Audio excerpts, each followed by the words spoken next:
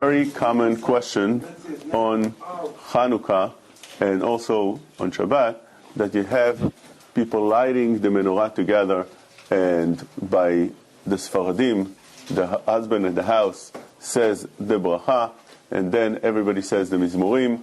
By Ashkenazim, also others say bracha, and everybody then says Ma'oz Tzur Yeshuati. On Shabbat also you have, before Shabbat, the family saying all kind of mizmorim, Eshet Chayil, and all other things that are said together. And you have over there a question of Kol B'Isha Erva, since the girls in the house and the lady of the house also sings together with everybody else. And the question is that something that needs to be said quietly, or she could say it the way she likes, because it's family members? In Shulchan Aruch, in Siman Ayin Hey, it says, Yesh lizaher mishmiat kol zemer isha b'shat kriyat shema. In the time of reading the kriyat shema, one should be careful not to hear a woman singing. Says the Rema, v'afilu b'ishto, even his wife, he should be careful. Aval kol haragil bo eino erva.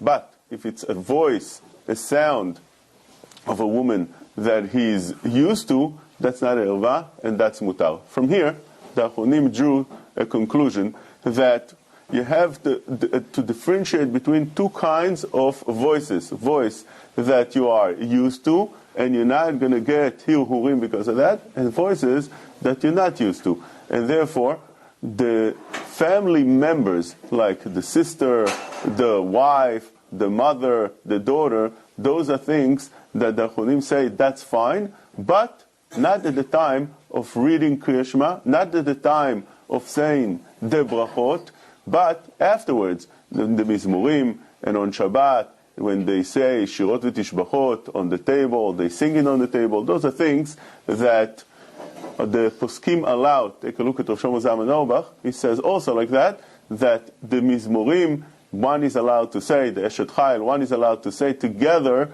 with the ladies that the voices are that he used to. Those kind of things are mutar. The things that one should be careful with is the bracha.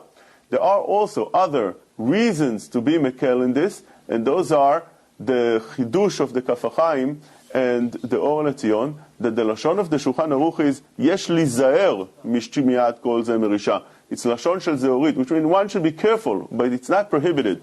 As the Kaf HaChaim explains, that in the Bet Yosef, the Shulchan Aruch wrote that it's completely mutar, but one should be careful with it. That's how he wrote it in the Shulchan Aruch. And he just retracted on the halacha of the hair. This is how it's brought down in the Shulchan Aruch. Yesh lizaher, haynu lechatchila. One should be careful lechatchila. But otherwise, it's not prohibited. And therefore, that's another reason to be matir. One more reason is what Rav Shlomo Zalman Auerbach said, that when girls are going on a trip and they have a bus driver, man bus driver, they want to sing.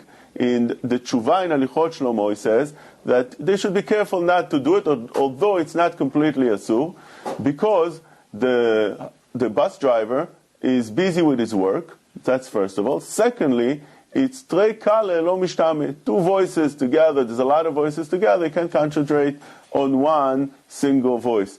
Although he says over there that it's not prohibited, but one should be careful, in other places he says that it's mutar. The Shevet HaLevi completely asks it, but according to Rav Shlomo Zalman, there is room to allow such a thing. Also here, when they're lighting the candle after the bracha, while he's saying the bracha, we said one should be careful, because that's Dvarim Shebekdusha. But afterwards, saying the Ma'oz Tzur, and so on, and on Shabbat, the Zmirot, that's already another leniency, that since the man that's lighting and afterwards he's saying the mizmorim, he's busy with his mizmorim, just like a person is busy with his work. And secondly, the fact that people are singing together, it also has that aspect of trei kale lo mishtame. Lemaisa of Shlomo Zalman says, as we explained, that bishat brachot, one should be careful that only you hear the voices of the men, but afterwards, in the Ma'oz Tzur and the mizmor that he said, and afterwards if they sing also, that is something that he could allow in a place that it's all family members and there's no different people from different places that their voice that is not used to. You've just experienced another Torah class brought to you by TorahAnytime.com.